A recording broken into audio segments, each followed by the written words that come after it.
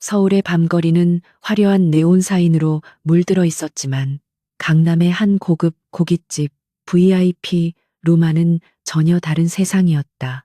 금성건설의 회식 자리는 이미 절정에 달해 탁한 공기 속에 소주 냄새와 고기 굽는 연기가 자욱하게 섞여 숨이 막힐 지경이었다.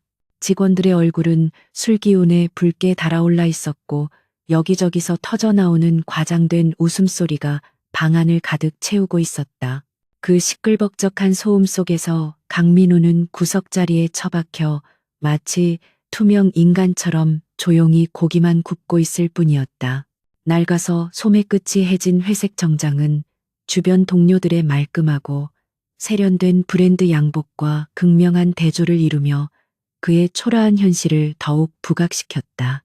그는 애써 시선을 불판 위에 고정시킨 채 다른 사람들의 눈을 피하려 노력했으나 이내 불길한 침묵이 그를 향해 다가오고 있음을 본능적으로 감지했다. 테이블 상석에 앉아있던 한 부장이 술잔을 거칠게 내려놓자 맑은 소주가 대리석 테이블 위로 튀었고 방 안의 소란스러움이 순식간에 잦아들었다. 셔츠 단추가 터질 듯 팽팽하게 부풀어 오른 배를 내민 채 한 부장은 개슴츠레한 눈으로 민우를 쏘아보았다.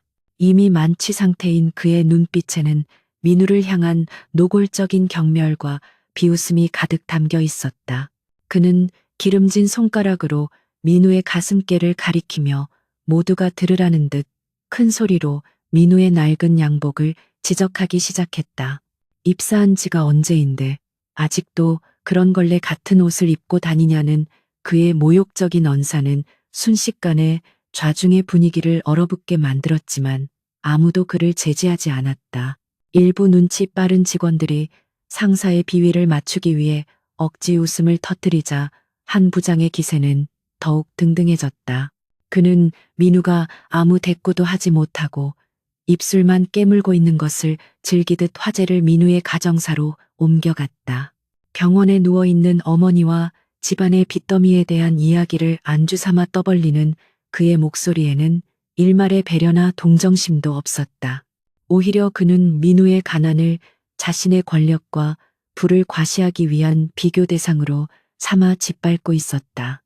민우는 식탁 아래에서 주먹을 꽉 쥐었고 손톱이 손바닥을 파고들어 피가 맺힐 지경이었지만 끓어오르는 분노를 억지로 삼켜야만 했다.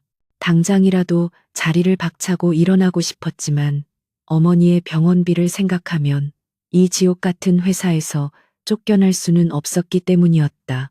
맞은편에 앉아있던 이서윤 대리가 안타까운 표정으로 민우를 바라보며 무언가 말하려 했지만 옆에 있던 선배가 그녀의 팔을 잡아채며 눈짓으로 말렸다.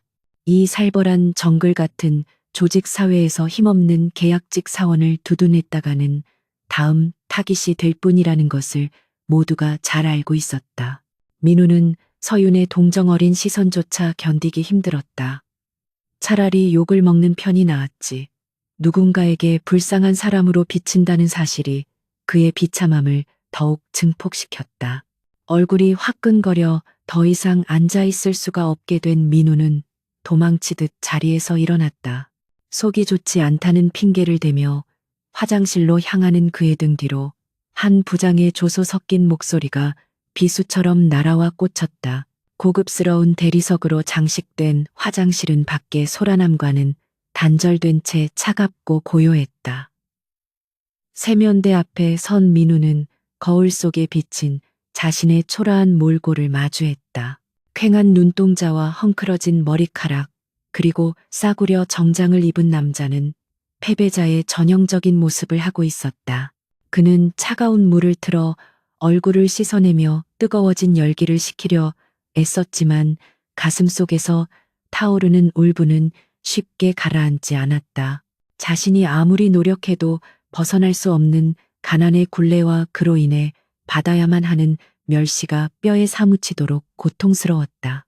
거울을 깨버리고 싶은 충동을 억누르며 그는 거칠게 숨을 몰아쉬었다. 그때 갑자기 화장실의 조명이 윙윙거리는 소리를 내며 깜빡이더니 주변 공간이 기묘하게 일그러지기 시작했다. 민우는 현기증을 느끼며 세면대를 붙잡았고 곧이어 눈앞에 푸른 빛을 띠는 반투명한 홀로그램 창이 허공에 나타났다. 처음에는 술에 취해 헛것을 보는 것이라 생각했지만 창에 떠오른 글자들은 너무나도 선명하고 또렷했다. 자산 얼령 시스템이 각성했다는 기계적인 메시지와 함께 그의 망막에 붉은색 경고등 같은 문구들이 쏟아져 들어왔다. 현실에서는 존재할 수 없는 이 기이한 현상 앞에서 민우는 멍하니 입을 벌린 채 그저 바라볼 수밖에 없었다. 시스템은 그가 겪고 있는 극도의 수치심과 현실에 대한 강한 부정, 그리고 부에 대한 갈망이 트리거가 되어 활성화되었다고 설명했다. 눈앞에 떠오른 메시지는 간결하고 충격적이었다. 사용자가 내뱉는 말 중에서 자산과 관련된 내용은 현실에 물리적인 영향을 미쳐 실현된다는 것이었다. 단 이를 위해서는 권위 포인트라는 자원이 필요하지만 첫 각성 특전으로 단 한 번 포인트 소모 없이 원하는 바를 말할 수 있는 기회가 주어졌다는 설명이 뒤따랐다. 민우는 자신의 눈을 비비고 뺨을 꼬집어 보았지만 푸른 창은 사라지지 않았다. 만약 이것이 진짜라면, 아니 설령 꿈이라 할지라도 지금 이 순간만큼은 저 밖에서 자신을 비웃고 있을 한 부장의 콧대를 꺾어놓고 싶었다. 이성적인 판단보다는 오랫동안 억눌려온 감정이 그를 지배했다. 민우는 떨리는 목소리로 그러나 단호한 의지를 담아 허공을 향해 중얼거렸다. 내가 오늘 회식 비용 전부를 계산하겠다. 그리고 이 가게를 살 수 있을 만큼의 돈이 내 통장에 들어온다. 말이 끝남과 동시에 홀로그램 창이 강렬한 빛을 발산하며 승인되었다는 문구를 띄웠다.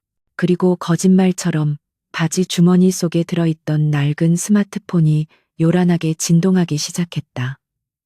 민우는 떨리는 손으로 휴대폰을 꺼내 들었다. 액정 화면에는 주거래 은행에서 보낸 입금 알림 메시지가 떠 있었다. 평생 구경조차 해본 적 없는 숫자에 영들이 화면을 가득 채우고 있었고 그는 숨이 멎을 것 같은 충격에 휩싸였다. 그것은 단순한 숫자가 아니었다. 그를 짓누르던 빚과 가난 그리고 멸시로부터 벗어날 수 있는 자유의 증명서였다. 다리에 힘이 풀려 주저앉을 뻔한 민우는 세면대를 짚고 간신히 몸을 지탱했다. 거울 속의 남자는 방금 전과는 전혀 다른 눈빛을 하고 있었다. 패배감에 젖어 있던 눈동자에는 이제 설명할 수 없는 확신과 서늘한 분노가 서려 있었다. 그는 천천히 옷매무새를 다듬고 넥타이를 고쳐맸다. 더 이상 그는 한 부장의 조롱거리가 아니었다. 이제 갑과 을의 위치가 바뀌는 순간이 도래했음을 직감하며 민우는 굳게 닫혀있던 화장실 문을 열고 밖으로 나갔다. 그의 발걸음은 묵직했고 등 뒤로는 보이지 않는 거대한 힘의 파도가 일렁이고 있었다. 화장실을 나온 강민우는 회식 장소로 돌아가는 대신 곧장 카운터로 발걸음을 옮겼는데 그의 표정에는 이전과는 비교할 수 없는 냉철함이 서려 있었다.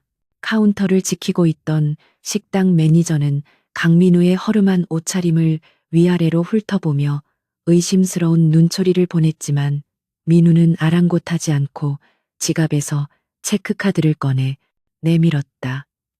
매니저는 500만 원이 넘는 전체 회식 비용을 이 초라한 청년이 감당할 수 있을지 의구심을 품으면서도 마지못해 카드를 단말기에 꽂았다. 잠시 후 결제 승인을 알리는 경쾌한 기계음이 울려 퍼지자 매니저의 태도는 순식간에 돌변하여 허리를 90도로 숙이며 극진한 예우를 갖추기 시작했다. 자본주의 사회에서 사람의 가치가 오로지 숫자로만 판가름 난다는 씁쓸한 진리를 다시 한번 확인하며 민우는 뒤도 돌아보지 않고 식당을 빠져나왔다. 차가운 밤 공기가 뺨을 스치자 그제야 현실감이 밀려왔지만 동시에 눈앞에는 여전히 푸른빛을 띠는 시스템 창이 떠다니며 그를 새로운 세계로 안내하고 있었다. 민우가 거리를 걷는 동안 시스템은 권위 포인트라는 새로운 개념에 대해 설명했는데 이는 타인에게 영향력을 행사하거나 스스로에 대한 확신이 강해질수록 축적되는 에너지였다. 단순히 돈을 쓰는 것만으로는 부족하고 그 돈을 통해 타인을 굴복시키거나 자신의 입지를 강화해야만 얼령의 힘을 지속적으로 사용할 수 있다는 조건이 붙어 있었다. 민우는 오늘 밤 자신이 한 행동이 시스템의 첫 번째 시험이자 기회였음을 깨달았고, 이제 이 힘을 제대로 활용하기 위해서는 겉모습부터 완전히 뜯어고쳐야 한다는 결론에 도달했다. 다음 날 아침 강민우는 출근 시간보다 훨씬 일찍 일어나 평소라면 엄두도 내지 못했을 청담동의 고급 헤어 살롱과 명품 편집숍을 차례로 방문했다. 전문 스타일리스트들의 손길을 거치며 덥수룩했던 머리카락은 깔끔하고 세련되게 정돈되었고, 칙칙한 피부에는 생기가 돌기 시작했다. 거울 속에 비친 남자는 더 이상 빚에 허덕이는 계약직 사원이 아니라 마치 재벌 3세와 같은 귀티가 흐르는 낯선 인물이었다. 그는 최고급 이탈리아 원단으로 제작된 네이비 블루 슈트를 몸에 딱 맞게 차려입고, 손목에는 수천만 원을 호가하는 스위스제 시계를 찼다. 외형의 변화는 곧 내면의 변화로 이어졌고, 그의 눈빛에서는 예전에 주눅든 기색이 완전히 사라지고 날카로운 자신감이 번뜩였다. 금성건설 본사 로비에 강민우가 들어서자 회전문이 돌아가는 소리와 함께 주변의 공기가 미묘하게 달라지는 것이 느껴졌다. 경비원들은 평소처럼 그를 제지하거나 무시하는 대신 저도 모르게 허리를 펴고 경례를 붙였고, 지나가던 여직원들은 가던 길을 멈추고 그를 훔쳐보며 수군거렸다. 민우는 그들의 시선을 즐기며 또각또각 구두 굽소리를 명쾌하게 울리며 엘리베이터를 향해 거침없이 걸어갔다. 익숙했던 로비 풍경이었지만 그가 세상을 바라보는 시각이 바뀌자 모든 것이 다르게 보였고, 이제 이곳은 그가 생계를 구걸하는 곳이 아니라 정복해야 할 사냥터로 변해 있었다. 사무실 문을 열고 들어서자 어젯밤의 숙취로 인해 좀비처럼 늘어져 있던 직원들의 시선이 일제히 문 쪽으로 쏠렸고, 순간 정적이 흘렀다. 아무도 그가 강민우라고 생각하지 못한 듯 멍한 표정으로 바라보다가 이서윤 대리가 입을 틀어막으며 놀란 눈으로 그를 알아보았을 때야 비로소 사무실 안에 충격의 파도가 일렁였다. 낡은 양복 대신 몸에 감긴 명품 슈트와 당당한 태도는 그를 전혀 다른 사람으로 보이게 만들었고, 직원들은 웅성거리며 서로의 얼굴을 쳐다보기 바빴다. 그 소란스러움 속에서 숙취에 시달리며 짜증스러운 표정으로 이마를 짚고 있던 한 부장이 고개를 들어 민우를 발견하고는 미간을 찌푸렸다. 한 부장은 자신의 눈을 의심하듯 눈을 가늘게 뜨고 민우를 노려보더니 이내 어젯밤 자신이 무시했던 그 가난한 청년임을 확인하고는 기가 막히다는 듯 헛웃음을 터뜨렸다. 그는 자리에서 벌떡 일어나 민우에게 다가오며 고래고래 소리를 질렀는데 주제 파악도 못하고 어디서 짝퉁 명품을 휘감고 와서 쇼를 하느냐는 비아냥이었다. 하지만 예전 같으면 고개를 숙이고 죄송하다고 빌었을 민우는 오히려 한 부장을 싸늘하게 내려다보며 입가에 조소 섞인 미소를 띠고 있었다. 민우의 압도적인 기세에 놀려 한 부장은 순간 말을 더듬었고, 그 찰나의 침묵은 사무실 내의 권력 관계가 이미 뒤집혔음을 암시하는 듯했다. 강민우는 천천히 한 부장의 책상 앞으로 걸어가 품 안에서 미리 준비해둔 하얀 봉투를 꺼내 들었는데 그것은 바로 사직서였다. 그는 봉투를 조심스럽게 건네는 대신 한 부장의 면전에 거칠게 내던졌고, 종이 봉투는 한 부장의 가슴을 맞고 책상 위로 힘없이 떨어졌다. 사무실 안의 모든 직원들이 숨을 죽이고 이 믿을 수 없는 광경을 지켜보는 가운데 민우는 낮지만 힘있는 목소리로 침묵을 깼다. 더 이상 당신 같은 무능한 상사 밑에서 내 시간을 낭비할 생각이 없다는 그의 선언은 사무실의 공기를 얼어붙게 만들기에 충분했다. 한 부장은 얼굴이 불그락푸르락해져서 분노로 몸을 떨었지만 민우가 뿜어내는 기이한 위압감 때문에 섣불리 주먹을 휘두르거나 욕설을 퍼붓지 못하고 입만 뻥긋거렸다. 민우는 그런 한 부장을 벌레 보듯 바라보며 마지막으로 결정적인 한마디를 남기기 위해 숨을 골랐다. 시스템이 반응하며 그의 눈동자 깊은 곳에서 푸른 빛이 일렁였고 그는 확신에 찬 어조로 예언과도 같은 말을 내뱉었다. 조만간 이 회사가 내 발밑에 무릎 꿇고 애원하게 될 날이 올 것이니 그때까지 그 자리를 잘 지키고 있으라는 서늘한 경고였다. 말을 마친 민우는 미련 없이 등을 돌려 사무실을 빠져나갔고 그의 뒤에는 충격과 공포에 휩싸인 침묵만이 남겨졌다. 이서윤은 멀어지는 민우의 뒷모습을 멍하니 바라보며 가슴 한구석에서 알 수 없는 전율을 느꼈고 한 부장은 책상 위에 널브러진 사직서를 보며 닥쳐올 불안한 미래를 감지한 듯 식은땀을 흘렸다. 엘리베이터에 몸을 실은 민우는 넥타이를 살짝 풀며 거울 속의 자신과 눈을 마주쳤다. 이제 시작일 뿐이었고 그의 앞에는 거대한 폭풍이 기다리고 있었지만 그는 두려움 대신 끓어오르는 흥분을 느끼며 입꼬리를 올렸다. 여의도의 스카이라인이 한눈에 내려다 보이는 프라임타워의 최상층 펜트하우스 사무실에서 강민우는 통유리 너머로 펼쳐진 서울의 전경을 무심하게 바라보고 있었다. 불과 며칠 전까지만 해도 곰팡이 냄새가 진동하는 반지하 방에서 습기와 싸우며 잠들었던 그가 이제는 대한민국 금융의 중심지에서 도시를 발 아래 두고 있다는 사실이 마치 꿈만 같았다.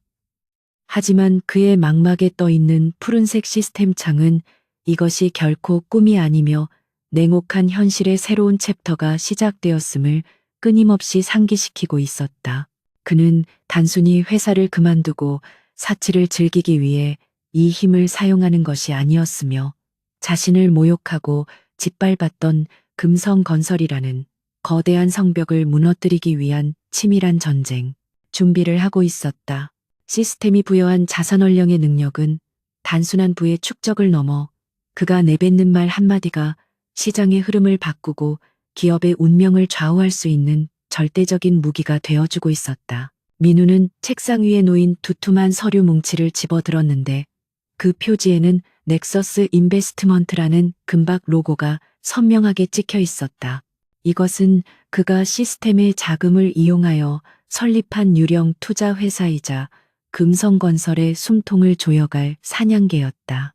금성건설이 사활을 걸고 추진 중인 한강변 재개발 프로젝트인 드림 시티 사업은 그들의 자금줄이자 최태산 전무가 차기 대표이사직을 노리고 진행하는 핵심 과업이었다.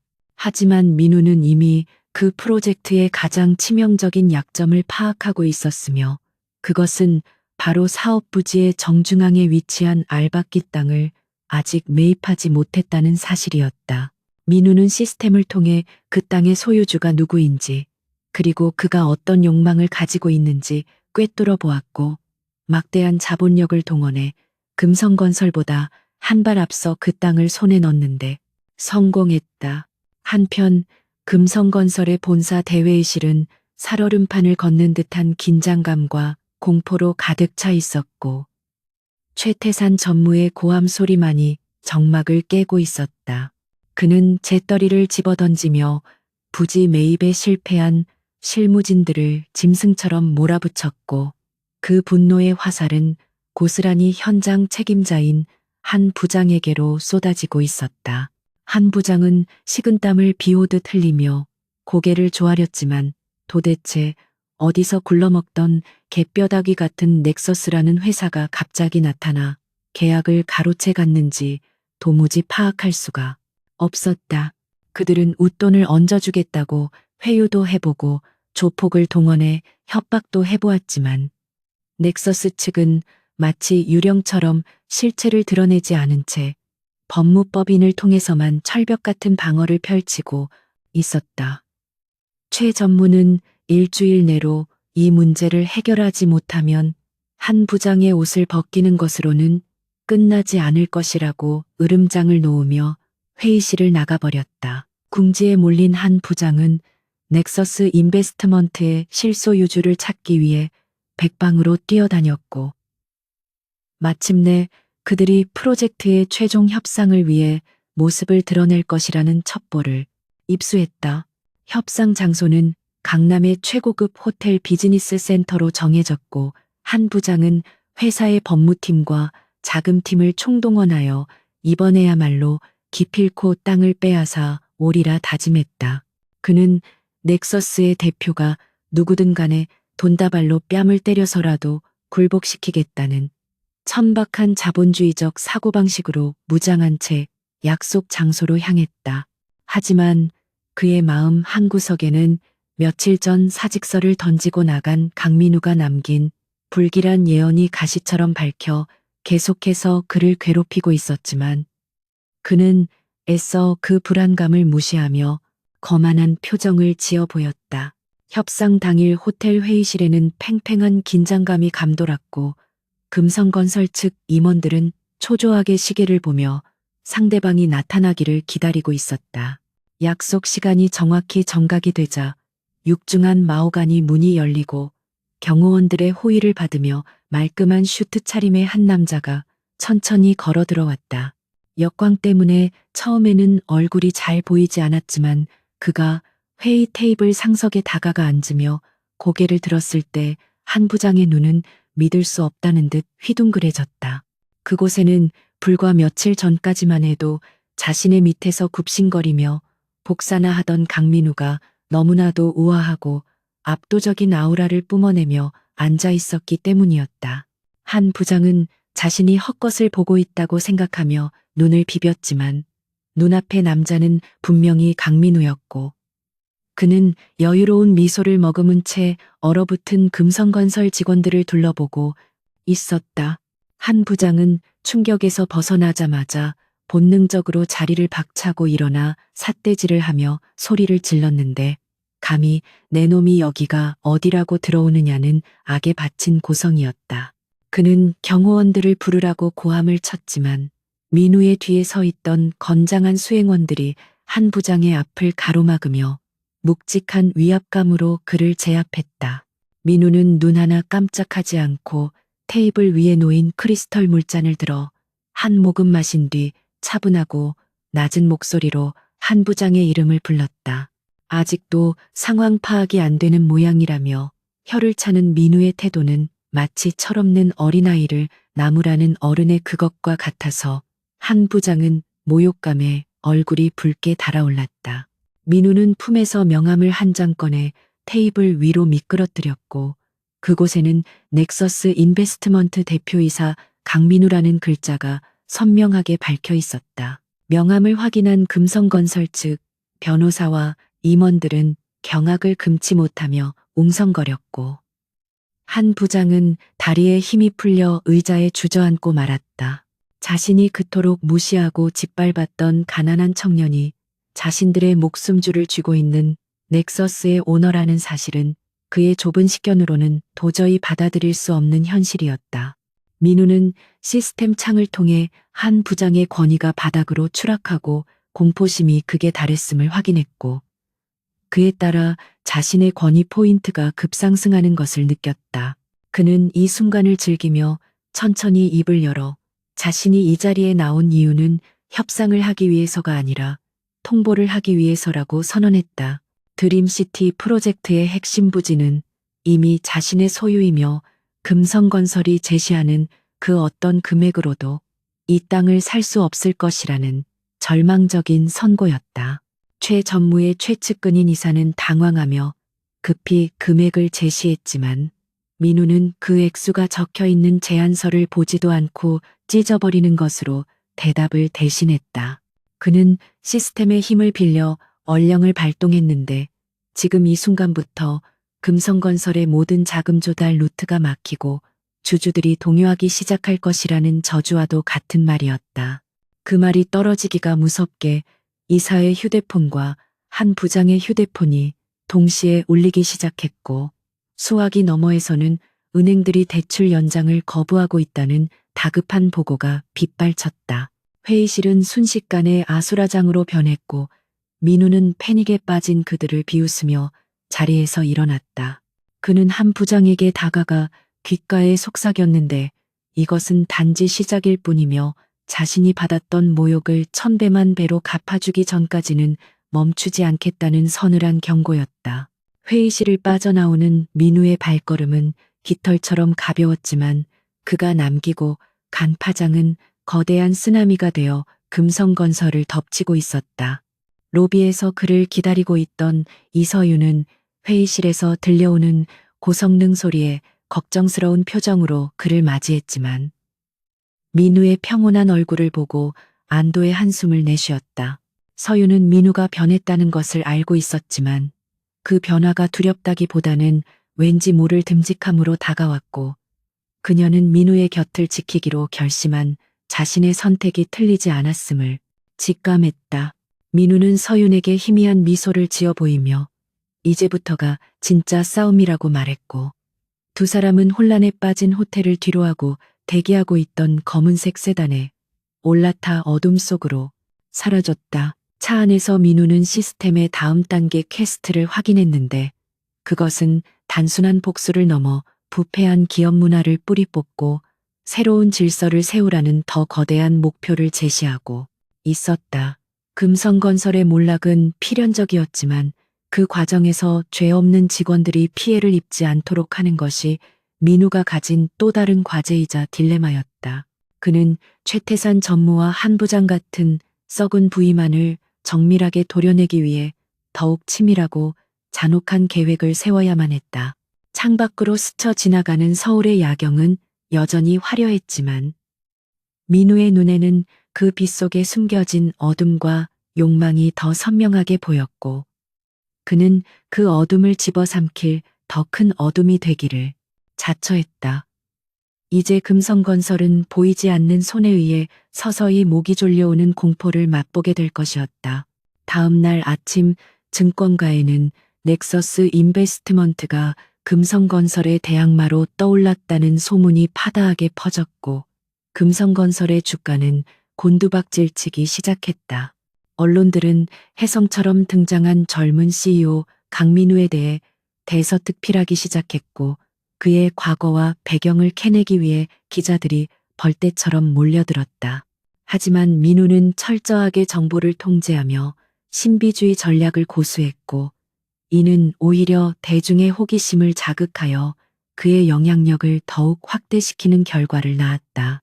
한편 궁지에 몰린 최태산 전무는 자신의 집무실에서 넥서스와 강민우에 대한 뒷조사 보고서를 집어던지며 이따위 놈에게 내 왕국을 빼앗길 수는 없다고 고함을 질렀다. 그는 책상 서랍 깊숙한 곳에서 대포폰을 꺼내 어둠의 세계에 있는 해결사에게 전화를 걸었고 그의 눈빛에는 살기가 등등했다. 민우는 자신의 사무실에서 뉴스 화면을 지켜보며 최 전무가 이성을 잃고 극단적인 선택을 할 것임을 이미 예상하고 있었다. 시스템은 위험 감지 기능을 통해 민우에게 경고 메시지를 보냈지만 민우는 오히려 그 상황을 기다리고 있었다는 듯 여유롭게 넥타이를 매만졌다. 그는 자신이 단순한 사업가가 아니라 현실을 조작할 수 있는 초월적인 힘을 가진 존재라는 것을 그들에게 뼈저리게 각인시켜줄 준비가 되어 있었다. 다가오는 위협은 그에게 있어 위기가 아니라 오히려 적들의 숨통을 완전히 끊어놓을 수 있는 명분이자 기회였다. 폭풍전야의 고요함 속에서 강민우는 천천히 눈을 감고 다가올 피비린내, 나는 전쟁을 머릿속으로 시뮬레이션하며 차가운 미소를 지었다. 최태산 전무의 집무실은 커다란 창문을 통해 들어오는 도시의 불빛조차 닿지 않는 어둠 속에 잠겨 있었고 그 안에는 매캐한 담배 연기만이 가득 차 있어 숨을 쉬기조차 힘들 지경이었다.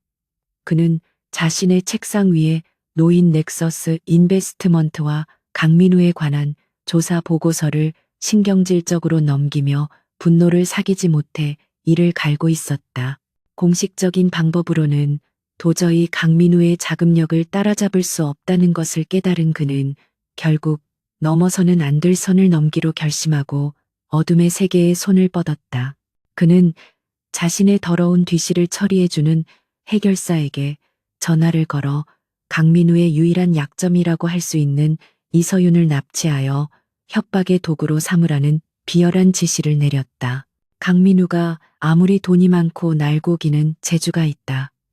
한들 소중한 사람이 인질로 잡히면 제 발로 기어와서 무릎을 꿇을 것이라는 것이 최전무의 비틀린 계산이었다. 늦은 밤 야근을 마치고 퇴근하던 이서윤은 회사 정문을 나서면서부터 누군가 자신을 미행하고 있다는 섬뜩한 느낌을 지울 수 없어 발걸음을 재촉했다.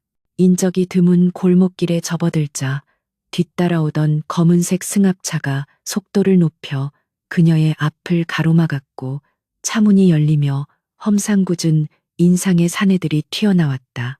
서윤은 공포에 질려 뒷걸음질 쳤지만 이미 퇴로까지 막아선 사내들에게 포위되어 도망칠 곳이 없었고 그녀는 비명조차 지르지 못한 채 주저앉을 위기에 처했다.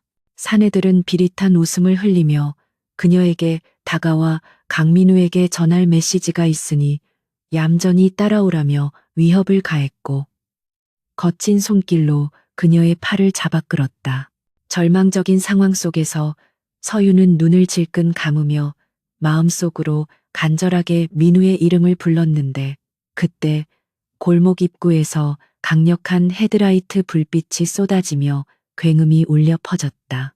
눈부신 빛을 등지고 나타난 최고급 스포츠카에서 내린 사람은 다름 아닌 강민우였는데 그의 표정은 지옥에서 기어 올라온 악귀처럼 차갑게 굳어 있었다. 시스템의 위험 감지 알림을 통해 서윤의 위기를 미리 파악하고 전속력으로 달려온 그는 사내들을 향해 천천히 걸어갔고 그의 눈동자에는 시퍼런 살기가 감돌고 있었다. 깡패들의 우두머리는 갑자기 나타난 불청객을 보며 코웃음을 쳤고 고작 돈 좀 있는 도련님이 무엇을 할 수 있겠냐며 쇠파이프를 손바닥에 탁탁 치며 위협했다. 하지만 민우는 그들의 위협에도 눈 하나 깜짝하지 않았고 오히려 더 가까이 다가와 서윤에게 손끝 하나라도 건드린다면 살아서 이곳을 나갈 수 없을 것이라고 낮게 으르렁거렸다. 그 목소리에는 단순히 겁을 주기 위한 허세가 아니라 상대를 철저하게 파괴하겠다는 명확한 사리가 담겨 있어 사내들은 본능적으로 주춤거렸다. 민우는 이 상황을 통해 돈만으로는 소중한 사람을 완벽하게 지킬 수 없으며 악을 상대하기 위해서는 그들보다 더 압도적인 힘과 권위가 필요하다는 사실을 뼈저리게 깨달았다. 단순히 불을 과시하는 것만으로는 저런 밑바닥 인생들이나 그들을 사주한 최태산 같은 권력자들을 굴복시킬 수 없었고 그들의 숨통을 끊어놓을 치명적인 무기가 필요했다. 시스템 창이 그의 시야에 붉게 전멸하며 분노에 반응했고 민우는 자신의 막대한 권위 포인트를 소모하여 단순한 물리력을 넘어서는 현실 조작 능력을 발동하기로 결심했다.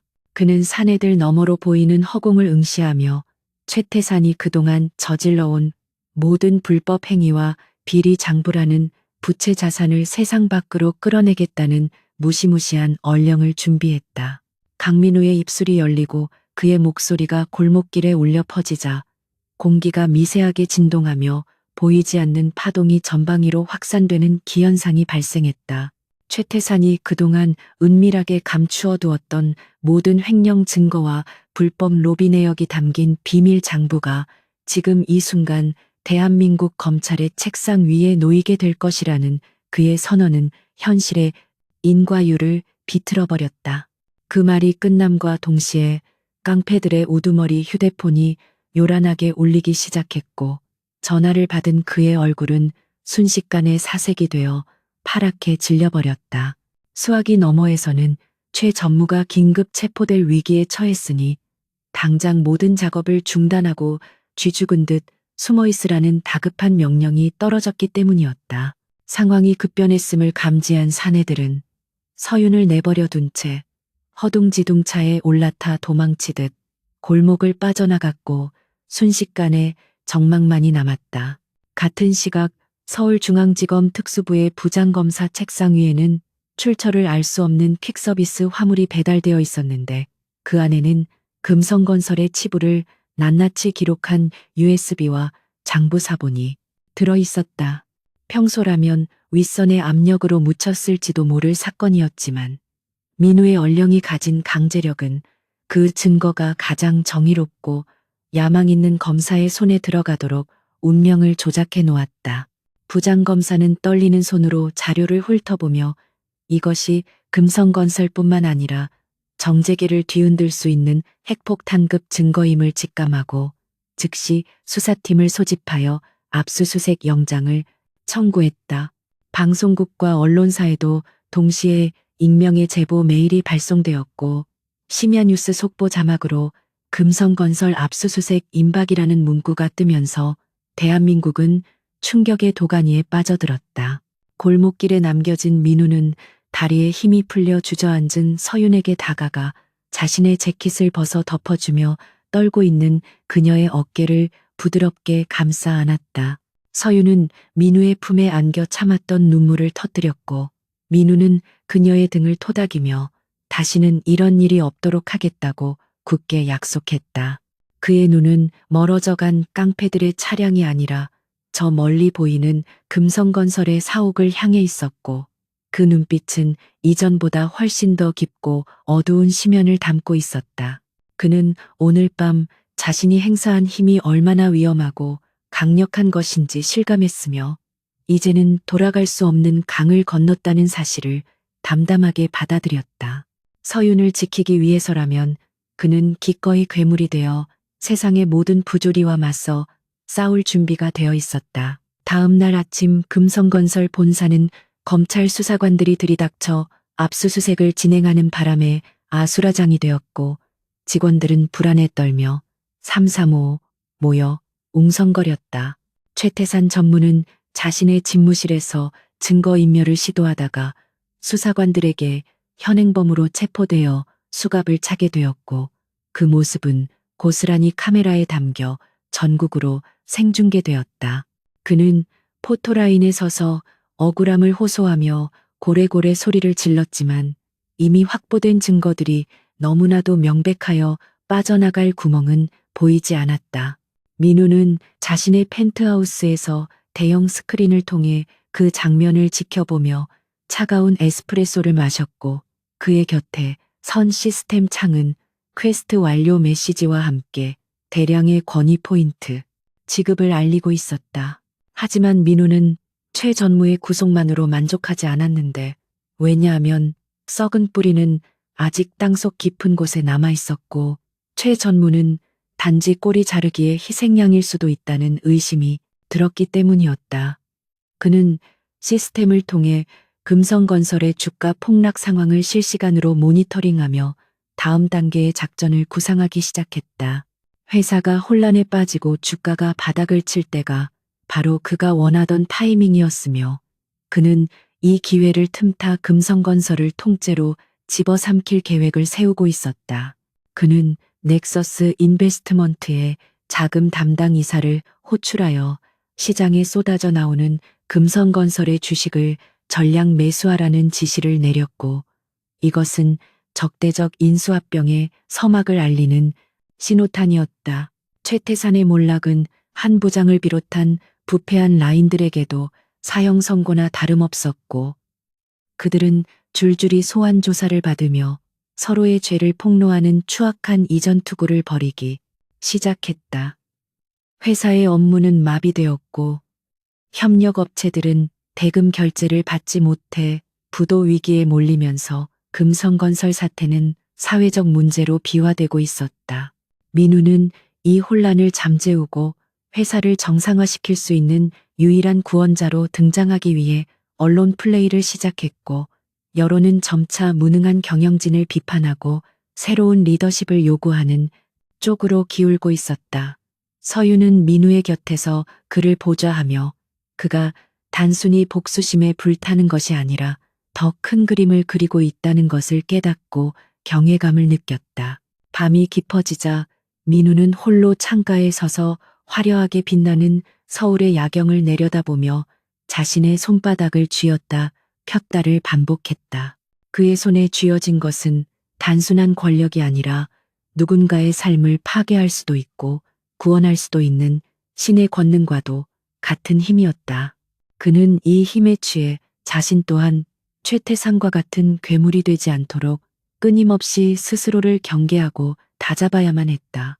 시스템은 그에게 다음 목표를 제시하며 더 높은 곳으로 올라가라고 유혹하고 있었지만 민우의 마음속에는 오직 서윤과 가족 그리고 억울하게 당했던 과거의 자신과 같은 사람들을 지키겠다는 일념만이 자리 잡고 있었다.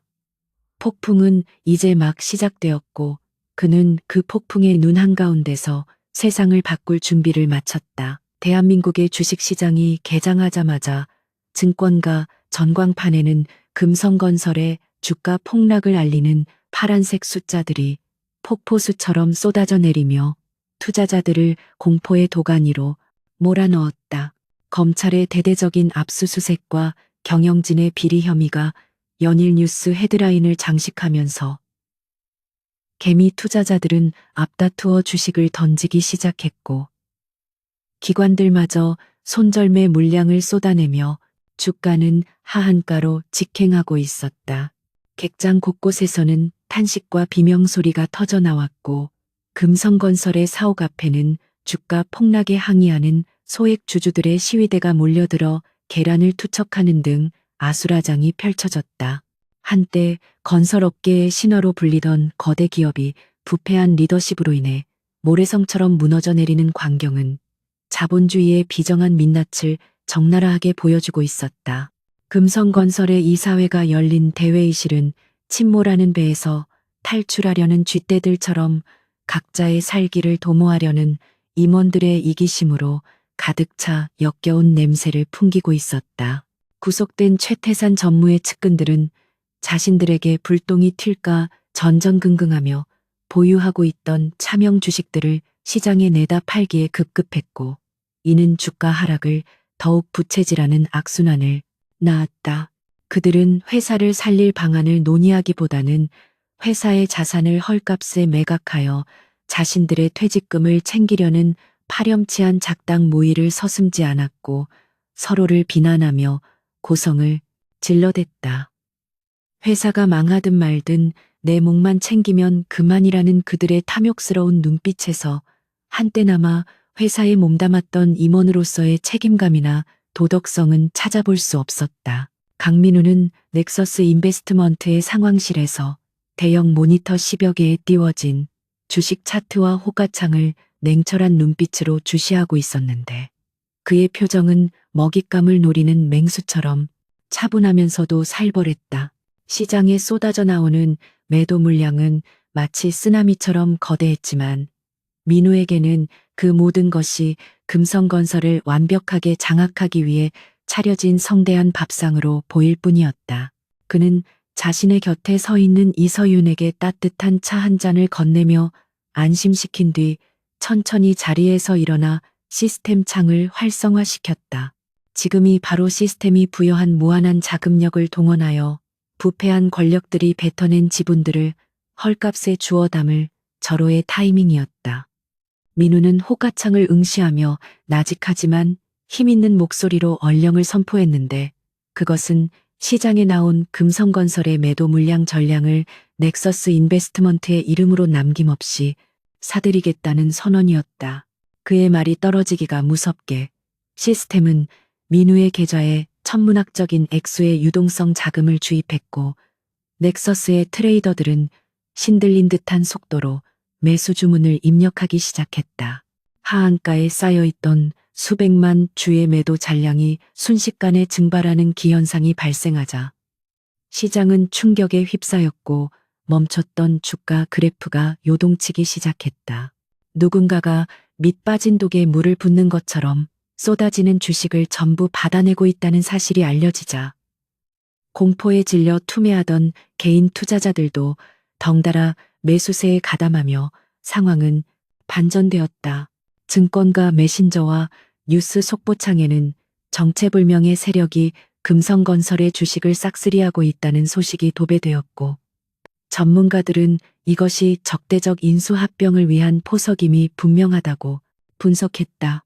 금성건설 경영진은 주가가 방어되는 것을 보고 잠시 안도했으나 곧 매수 주체가 자신들을 공격했던 강민우의 넥서스라는 사실을 깨닫고는 사색이 되어 뒷목을 잡았다. 그들이 내다 판 주식이 고스란히 적의 손에 들어가 그들의 목을 조르는 칼날이 되어 돌아오고 있다는 사실은 공포 그 자체였다.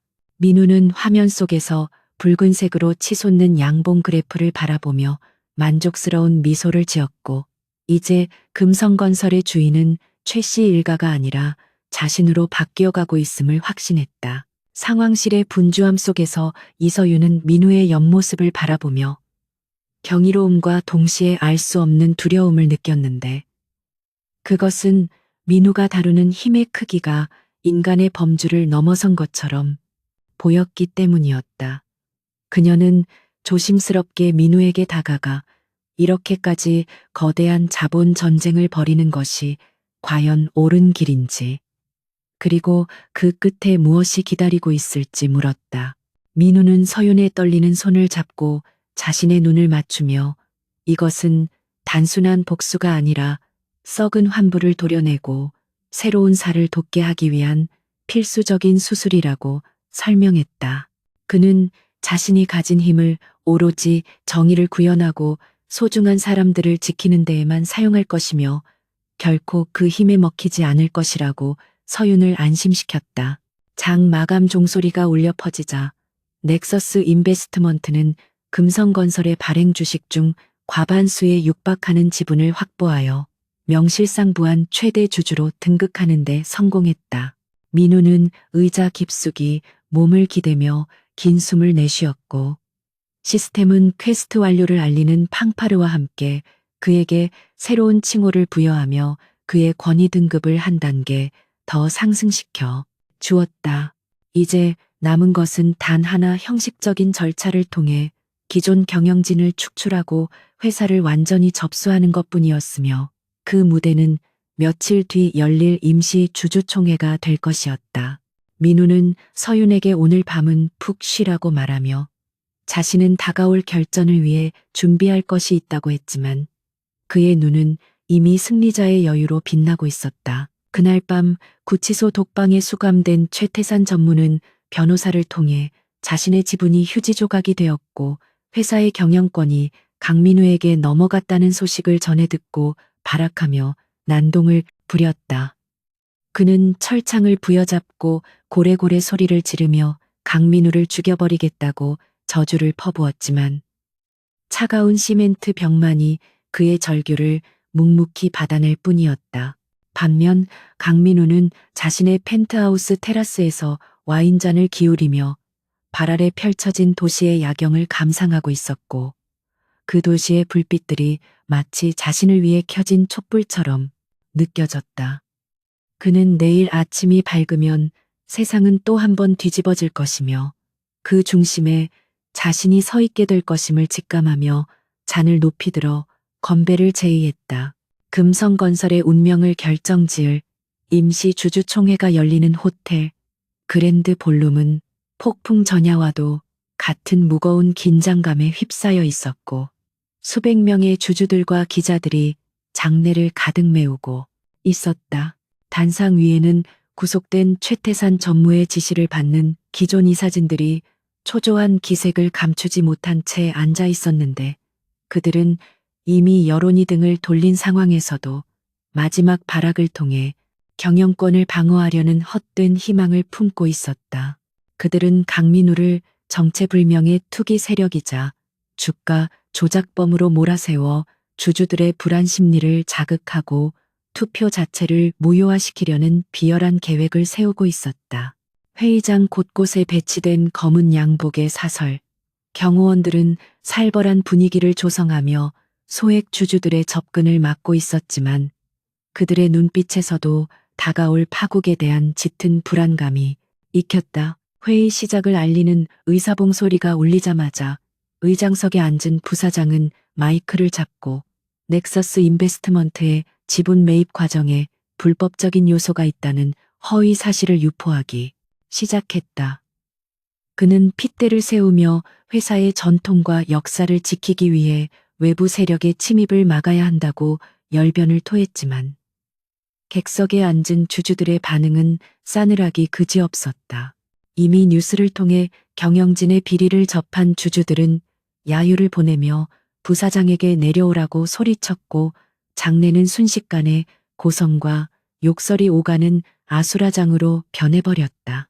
하지만 부사장은 이에 아랑곳하지 않고 미리 매수해둔 용역들을 동원해 반대파 주주들을 강제로 끌어내려 시도하며 회의를 파행으로 몰고 가려 했다. 그때 굳게 닫혀있던 볼룸의 거대한 양문이 굉음을 내며 활짝 열렸고 수많은 카메라 플래시가 동시에 터지며 눈부신 섬광이 회의장을 뒤덮었다. 쏟아지는 빛을 받으며 강민우가 넥서스 인베스트먼트의 변호인단과 이서윤을 대동하고 위풍당당하게 걸어 들어오자 소란스러웠던 장내는 찬물을 끼얹은 듯 일순간 정적에 휩싸였다. 완벽하게 재단된 짙은 남색 슈트를 입고 냉철한 눈빛으로 좌중을 압도하는 민우의 모습은 마치 개선 장군과도 같았으며 그의 뒤를 따르는 수행원들은 철옹성 같은 위엄을 뽐내고 있었다. 단상 위에 있던 이사진들은 민우의 등장에 기가 질려 뒷걸음질 쳤고 부사장은 마이크를 잡은 손을 덜덜 떨며 경비원들에게 그를 막으라고 소리쳤지만 아무도 감히 그 앞을 가로막지 못했다. 강민우는 단상으로 이어지는 중앙 통로를 가로지르며 자신을 향해 쏟아지는 시선들을 담담하게 받아들였고 그의 걸음걸이마다 시스템이 부여한 건의 포인트가 파동처럼 퍼져나갔다. 그는 경호원들이 주춤거리며 길을 터주는 사이 단상 위로 올라가 당황해하는 부사장의 손에서 마이크를 자연스럽게 빼앗아 들었다. 스피커를 통해 울려 퍼지는 하울링 소리가 멈추고 민우가 객석을 향해 천천히 고개를 돌리자 수백 명의 청중은 마법에 걸린 듯 숨을 죽이고 그의 입술만을 바라보았다. 민우는 감정 없는 목소리로 자신이 금성건설의 최대 주주임을 선포하고 오늘 이 자리에서 썩어빠진 경영진을 전원해임하고 회사를 정상화시키겠다는 강력한 의지를 표명했다. 그러자 단상 한쪽 구석에 앉아있던 한 부장이 자리를 박차고 일어나 삿대질을 하며 민우를 향해 고래고래 악을 쓰기 시작했다. 그는 네가 감히 여기가 어디라고 설치느냐며 민우의 과거를 들먹이고 인신공격을 퍼부었지만 그것은 궁지에 몰린 짐승의 단말마처럼 애처롭게 들릴 뿐이었다. 민우는 발광하는 한 부장을 차가운 눈으로 내려다보며 시스템 창을 띄웠고 이제야말로 모든 진실을 밝히고 악연을 끊어낼 순간이 왔음을 직감했다. 그는 자신의 모든 권위 포인트를 집중시켜 현실을 비틀어버릴 최후의 얼령을 준비했고 그의 눈동자 깊은 곳에서는 푸른색 안광이 맹렬하게 타올랐다. 민우는 마이크에 대고 지금 이 순간부터 금성건설 경영진이 그동안 저질러온 횡령과 배임 그리고 직원들을 향한 비인격적인 대우가 담긴 모든 녹취록과 영상이 대형 스크린에 재생될 것이라고 선언했다. 그의 말이 끝나기가 무섭게 단상 뒤편에 설치된 거대한 LED 화면이 지직거리는 노이즈와 함께 화면이 전환되더니 충격적인 영상들이 쏟아져 나오기 시작했다. 영상 속에는 최태산 전무와 이사진들이 고급 룸살롱에서 회사 돈을 물쓰듯 쓰며 주주들과 직원들을 개돼지라고 비하하는 모습이 적나라하게 담겨 있었다. 또한 하청업체에게 뇌물을 요구하고 이를 거절하면 보복성 계약 해지를 일삼았던 통화 내용까지 생생하게 울려 퍼지자 장내는 경악과 분노로 들끓어 올랐다. 주주들은 배신감에 치를 떨며 단상을 향해 물병과 신발을 집어던지기 시작했고 이사진들은 얼굴을 가리고 테이블 밑으로 숨기에 급급했다. 영상 속에서 한 부장이 민우를 모욕했던 그날의 회식 자리 음성까지 흘러나오자 한 부장은 넋이 나간 표정으로 주저앉아 바닥을 기어 도망치려 했다. 민우는 도망가는 한 부장의 앞을 가로막고 싸늘한 미소를 지으며 당신은 해고라고 짧게 통보했는데 그것은 과거 자신이 들었던 모욕을 완벽하게 되돌려주는 사형 선고나 다름없었다. 한 부장은 경호원들에게 질질 끌려나가며 살려달라고 애원했지만 그 비참한 울부짖음은 성난 주주들의 함성에 묻혀 사라져버렸다. 곧이어 진행된 경영진 해임 및 신규 이사 선임 안건 투표는 압도적인 찬성률로 통과되었고 강민우는 만장일치로 금성건설의 새로운 대표이사 회장으로 추대되었다. 의사봉이 3번 땅땅땅 울리는 순간 회의장은 우레와 같은 박수갈채와 환호성으로 가득 찼고 지난 수십 년간 회사를 갉아먹던 부패의 사슬은 영원히 끊어졌다. 민우는 단상 중앙에 서서 벅차오르는 감정을 누르며 자신을 믿고 지지해준 서윤을 바라보았고 그녀는 눈시울이 붉어진 채 환하게 웃으며 엄지손가락을 치켜 세워 주었다. 그것은 단순한 승리가 아니라 짓밟였던 자들의 존엄을 되찾고 정의가 살아있음을 증명해낸 역사적인 순간이었다. 주주총회가 끝나고 텅 빈 회의장에 남은 민우는 넥타이를 느슨하게 풀고 의장석에 앉아 텅 빈 객석을 바라보며 깊은 생각에 잠겼다. 시스템은 모든 퀘스트가 완료되었음을 알리는 축하 메시지와 함께 더 이상 적극적인 개입 없이 보조적인 역할로 전환되겠다는 알림을 띄우고 서서히 투명해져 갔다. 민우는 허공으로 사라지는 시스템 창을 향해 조용히 고개를 끄덕이며 이제부터는 초월적인 힘이 아니라 자신의 능력과 진심으로 이 거대한 기업을 이끌어가야 한다는 무거운 책임감을 느꼈다. 창밖으로 보이는 서울의 하늘은 맑게 개어 있었고 구름 사이로 쏟아지는 햇살은 마치 그의 새로운 앞날을 축복하는 듯 찬란하게 빛나고 있었다. 그때 서윤이 다가와 민우의 어깨에 손을 올리며 이제 다 끝난 거냐고 조심스럽게 물었고 민우는 그녀의 손을 따뜻하게 맞잡으며 고개를 저었다. 그는 이제 시작일 뿐이라며 무너진 회사를 다시 일으켜 세우고 직원들이 행복하게 일할 수 있는 터전을 만드는 것이 진짜 자신의 임무라고 대답했다. 두 사람은 서로를 마주보며 굳은 신뢰의 눈빛을 교환했고 앞으로 펼쳐질 험난하지만 가슴 벅찬 미래를 함께 걸어가기로 무언의 약속을 했다. 강민우는 자리에서 일어나 서윤과 나란히 회의장 문을 나섰고 그의 등 뒤로 길게 드리워진 그림자는 더 이상 초라한 청년의 것이 아닌 위대한 리더의 거대한 형상이었다. 금성건설이 강민우의 손에 넘어간 지 반년이라는 시간이 흐르자 회사의 공기는 계절이 바뀌듯 완전히 달라져 있었다. 과거 숨막히는 수직적 위계 질서와 강압적인 회식 문화로 악명 높았던 사무실은 이제 활기차고 자유로운 토론의 장으로 변모해 있었다.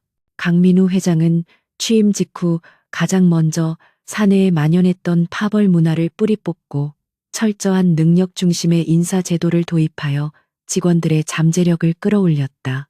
학연과 지연에 얽매여 승진에서 배제되었던 숨은 인재들이 요직에 발탁되면서 조직에는 신선한 혈액이 돌기 시작했고 만성적인 적자에 시달리던 프로젝트들은 놀라운 속도로 정상화되었다. 로비에는 직원들의 웃음소리가 끊이지 않았고 그들의 표정에서는 회사에 대한 자부심과 미래에 대한 희망이 익혔는데 이는 불과 몇 달 전까지만 해도 상상조차 할 수 없었던 기적 같은 변화였다. 강민우는 자신의 집무실 문을 항상 활짝 열어두고 직급에 상관없이 누구나 자유롭게 의견을 개진할 수 있는 소통의 창구를 마련했다. 그는 결제 서류에 서명만 하는 군림하는 제왕이 아니라 직원들과 함께 현장을 누비며 땀 흘리는 동료이자 리더가 되기를 자처했다. 낡은 관습을 타파하기 위해 불필요한 의전과 형식적인 보고, 절차를 과감히 없애고 실질적인 성과와 효율성을 중시하는 실용주의 경영을 펼쳤다. 처음에는 그의 파격적인 행보에 우려를 표하던 보수적인 임원들도 점차 실적으로 증명되는 그의 경영 능력에 감탄하며 진심으로 그를 따르게 되었다. 민우는 과거 자신이 겪었던 부당한 대우가 다시는 반복되지 않도록 사내 고충 처리 시스템을 강화하고 비정규직 직원들의 처우를 대폭 개선하는 등 인간 존중의 경영 철학을 실천해 나갔다. 구치소에 수감된 최태산과 한 부장에 대한 재판은 세간의 뜨거운 관심 속에 진행되었고 그들은 법의 엄중한 심판을 피해갈 수 없었다. 재판부는 그들의 죄질이 극히 불량하고 반성의 기미가 없다는 점을 들어 중형을 선고했고 그들이 부정하게 축제한 재산은 모두 환수되어 회사의 손실을 메우는 데 사용되었다. 그들의 몰락은 단순히 개인의 파멸을 넘어 대한민국 재계에 만연한 오너리스크와 갑질 문화에 경종을 울리는 상징적인 사건으로 기록되었다. 민우는 그들의 판결 소식을 뉴스로 접하며 씁쓸한 미소를 지었지만 더 이상 그들에 대한 분노나 증오에 얽매이지 않기로 했다. 복수는 끝났고 이제 그에게는 그 폐허 위에 새로운 성을 쌓아 올려야 할 막중한 책임만이 남아 있었기 때문이었다. 이서윤은 경영기획실장으로 승진하여 민우의 가장 든든한 파트너이자 조력자로서 눈부신 활약을 펼치고 있었다. 그녀의 섬세한 리더십과 냉철한 판단력은 민우의 과감한 추진력을 보완해 주었고 두 사람은 환상의 호흡을 자랑하며 금성건설을 초우량 기업으로 성장시켜 나갔다. 야근이 잦은 날이면 두 사람은 늦은 밤까지 머리를 맞대고 회사의 비전을 공유하며 서로에게 위로와 힘이 되어 주었다. 경무에 시달리면서도 서윤의 얼굴에는 생기가 넘쳤고 민우는 그런 그녀를 바라볼 때마다 자신이 지켜낸 것이 단순히 회사가 아니라 그녀의 미소였음을 깨닫고 안도했다. 그들 사이에는 굳이 말로 표현하지 않아도 서로를 향한 깊은 신뢰와 애정이 강물처럼 흐르고 있었고 직원들 사이에서도 두 사람을 응원하는 분위기가 형성되어 있었다. 어느 맑은 가을날 오후 강민우는 중요한 결정을 내리기 위해 이사회를 소집했는데 그것은 바로 기업의 사회적 책임을 다하기 위한 공익재단 설립건이었다. 그는 단순히 이익을 추구하는 것을 넘어 사회에 소외된 계층을 돕고 청년들에게 기회를 제공하는 것이야말로 기업이 나아가야 할 진정한 길이라고 역설했다. 일부 이사들이 비용 문제를 들어 반대 의견을 제시했지만 민우는 단호한 어조로 돈은 버는 것보다 쓰는 것이 더 중요하다는 자신의 신념을 굽히지 않았다. 그는 자신이 시스템을 통해 얻은 부가 개인의 향락을 위한 것이 아니라 세상을 더 나은 곳으로 만들기 위한 도구임을 잊지 않고 있었다. 결국 그의 진심 어린 설득에 이사들은 만장일치로 안건을 통과시켰고 회의장은 뜨거운 박수 소리로 가득 찼다. 회의가 끝나고 모두가 돌아간 텅 빈 집무실에서 민우는 창가에 서서 노을이 지는 도시의 풍경을 바라보며 깊은 생각에 잠겼다. 그때 오랫동안 침묵을 지키던 시스템 창이 허공에 나타나 푸른 빛을 내뿜으며 마지막 메시지를 띄웠다. 사용자가 진정한 부와 권위의 의미를 깨달았으므로 시스템의 모든 기능이 영구적으로 동결되며 이제부터는 오롯이 자신의 힘으로 운명을 개척해 나가라는 작별 인사에 가까운 내용이었다. 민우는 아쉬움이나 두려움 대신 홀가분한 표정으로 고개를 끄덕이며 허공을 향해 짧게 감사의 인사를 건넸다. 이제 그에게는 초월적인 힘이나 기적이 필요하지 않았는데 그 이유는 스스로의 의지와 노력으로 난관을 헤쳐나갈 수 있는 내면의 힘을 이미 갖추었기 때문이었다. 민우는 책상 위에 놓여있던 낡은 사원증을 서랍 깊숙한 곳에 집어넣으며 과거의 자신과 완전히 작별을 고했다. 가난과 무시 속에서 웅크려 있던 청년은 이제 거대 기업을 이끄는 존경받는 리더로 성장했고 그의 가슴 속에는 그 어떤 보석보다 빛나는 자부심이 자리 잡고 있었다. 그는 옷걸이에 걸려있던 재킷을 걸쳐 입고 가벼운 발걸음으로 사무실을 나섰는데 복도 끝에서 이서윤이 환한 미소로 그를 기다리고 있었다. 그녀는 민우의 팔짱을 끼며 오늘 저녁은 삼겹살에 소주가 어떻겠냐고 장난스럽게 물었고 민우는 웃음을 터뜨리며 좋다고 대답했다. 화려한 레스토랑이나 값비싼 음식보다 소중한 사람과 함께하는 소박한 한 끼가 그에게는 더 큰 행복으로 다가왔다. 두 사람은 나란히 회사 로비를 걸어 나오며 퇴근하는 직원들과 반갑게 인사를 나누었고 회전문을 통해 불어오는 시원한 가을 바람을 맞았다. 거리에는 수많은 사람들이 각자의 삶을 살아가며 바쁘게 움직이고 있었고 민우는 그 평범한 풍경 속에서 비로소 진정한 자유를 느꼈다. 그는 더 이상 누군가의 눈치를 보거나 돈 때문에 비굴해질 필요가 없었고 자신의 인생을 주도적으로 설계해 나갈 수 있는 힘을 가지고 있었다. 민우는 서윤의 손을 따뜻하게 잡으며 앞으로 펼쳐질 미래가 순탄치만은 않겠지만 두 사람이 함께라면 어떤 시련도 두렵지 않다고 생각했다. 그들의 뒤로 우뚝 솟은 금성건설 사옥은 이제 어둠을 밝히는 등대처럼 찬란하게 빛나고 있었다.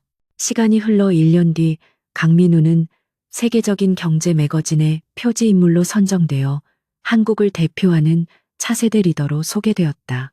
인터뷰에서 기자가 성공의 비결을 묻자 그는 시스템이나 행운에 대해 언급하는 대신 사람에 대한 믿음과 원칙을 지키는 용기라고 담백하게 대답했다.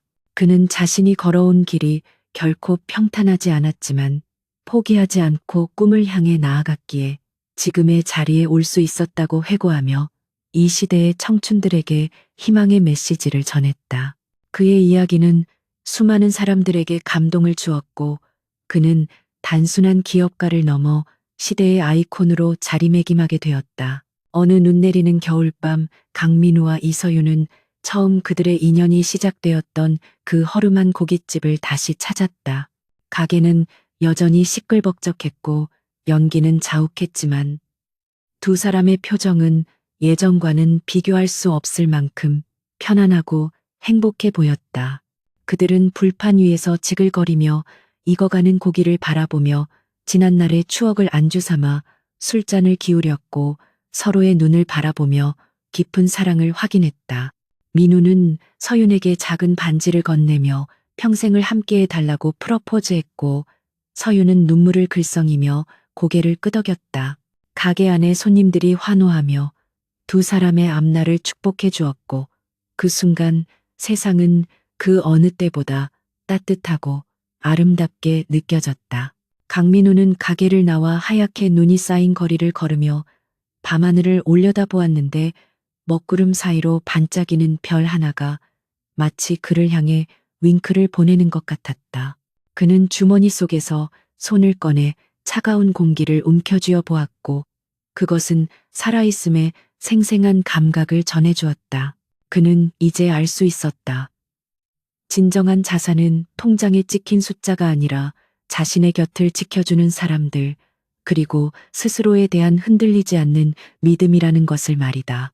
긴 터널을 지나 눈부신 빛의 세계로 나온 강민우는 서윤의 손을 더욱 꽉 잡으며 힘차게 발걸음을 내디뎠고 그들의 발자국은 하얀 눈 위에 선명하게 새겨지며 영원히 지워지지 않을 역사가 되었다.